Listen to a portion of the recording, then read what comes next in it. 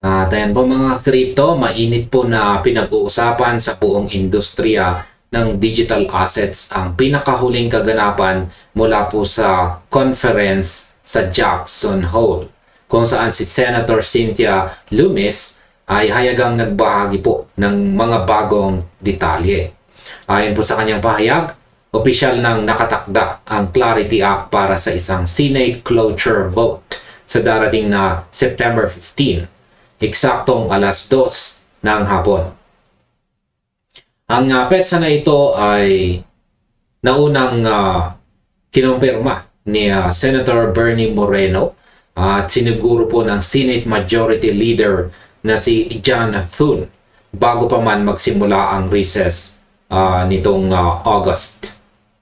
Nang ilatag po ito ni Lummis sa isa sa pinakamalaking pagtitipon ng mga eksperto sa finance at patakaran ngayong taon, muli po nitong pinag-ibayo ang atensyon ng community.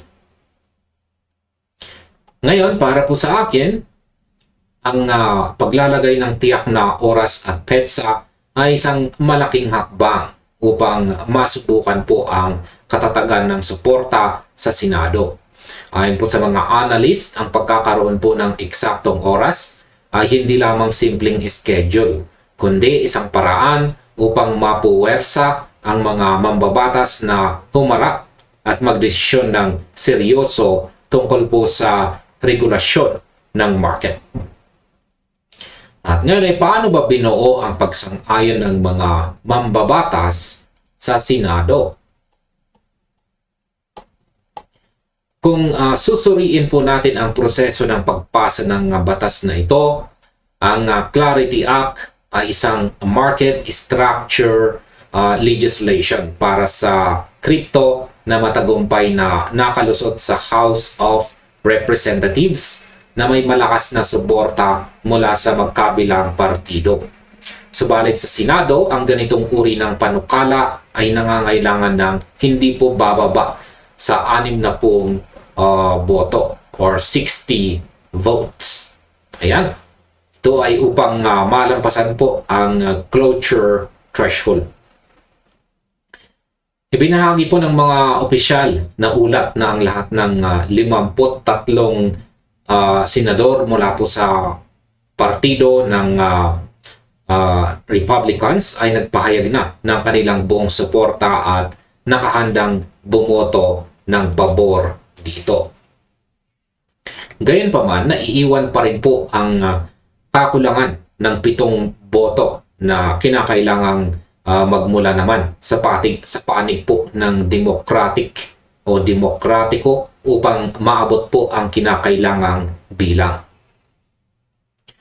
Ngayon, ayon po sa napag-alamang ulat, may nasa 7 daw hanggang 10 senador mula sa Partidong Demokratiko ang posibleng sumuporta sa panukala. Bagamat marami pa rin po ang nananatiling nag-aalinlangan o tahasang tumututol.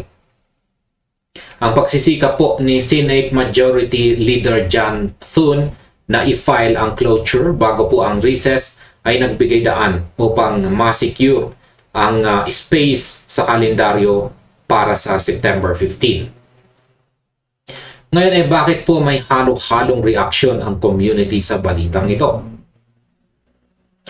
Sa kabila ng kahalagahan ng petsang ito, ang naging reaksyon mula sa crypto community ay nahati po sa iba't ibang pananaw.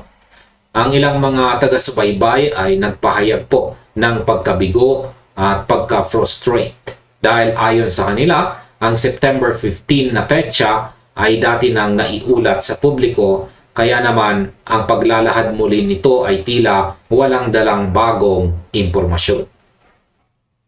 Binigyang diin ng isang taga-masid na ang ganitong uri po ng balita ang pinakamadaling i-headline. Ngunit madali ring mapag-usapan ng walang malalim na dagdag na kaalaman. Bukod dito, itinuro ng isa pang kritiko na ang botohan po sa September 15 ay para lamang sa closure o sa pagpapatuloy ng proseso at hindi pa ito ang pinal na botohan para tuluyang maisabatas ang panukala. Ngayon, para sa akin, ang ganitong reaksyon ay nagpapakita ng mataas na antas ng pagiging kritikal ng mga tao sa loob ng industriya ngayon. Hindi na sila basta-basta natutuwa sa mga lumang petsa na inuulit lamang ng walang malinaw na kasiguruhan sa pinal na resulta ng lehislatura. At ngayon, ano nga ba ang dapat nating abangan sa September 15 bilang mga holders? Habang papalapit po tayo sa nasabing petsa, ang lahat ng mata ay nakatutok sa kung anong mangyayari sa bulwagan ng Senado. Ang kumpirmasyon ng petsa at oras ay nagbibigay po ng malinaw na takbo ng panahon para sa mga investors na sumusubaybay sa mga regulasyon. Ang magiging takbo po ng botohan ay nakasalalay ng malaki sa kung susunod ba ang sapat na bilang ng mga mambabatas mula sa oposisyon upang maabot ang magic number na 60 boto o 60 votes.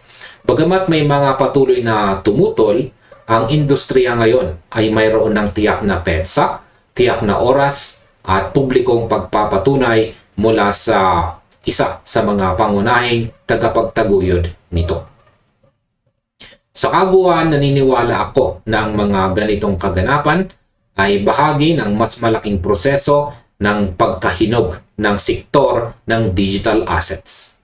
Ang pagbabantay sa mga hakbang na ito ay nagbibigay po sa atin ng tamang pananaw kung paano po hinuhubog ng mga opisyal na patakaran ang pangmatagalang direksyon ng buong ecosystem ng finance ngayong taon.